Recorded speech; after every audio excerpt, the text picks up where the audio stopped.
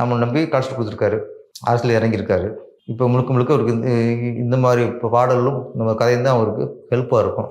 ஆனால் நான் வந்து என்னைய ஒரு டைரக்டரு நம்மதுக்குன்னு ஒரு படத்தை எடுப்போம் அப்படிங்கிறத விட நான் முழுக்க முழுக்க விஜயகாந்த் சாருக்காக எடுத்த படம் தான் தர்மபுரி. தர்மபுரி முடிஞ்சதுக்கப்புறம் ஒவ்வொரு பிறந்தநாளைக்கும் போய் பார்த்துருவேன். ஆமாம், டிஃபால்ட்டாக போயிடுவீங்க. ஆமாம்மா. நான் வந்து விஜய் சாரோட சிலதான் மிஸ் ஆகிருக்கு. விஜயகாந்த் சார் எல்லா பர்த்டேக்கும் நான் போய் சால்வை போட்டு ஆசிர்வாதம் வாங்கிட்டு தான் வர்றது.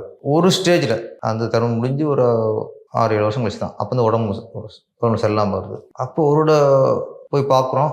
நான் அப்போ தான் அவர் ஆக்டிவிட்டின்னு கொஞ்சம் லேட்டாக தான் கண் பார்த்து ஃபஸ்ட்டு ஆர்வமாக இருக்கு. அப்புறம் தான் பெருசு ஏன் இவ்வளோ எனக்கு 2 செகண்டு லேட்டாக தான் வரும். அப்போவே வருது. அப்புறம் அதுக்கு அடுத்து இன்னொரு வருஷம் போகும்போதும் ஒரு இதாக இருக்குது.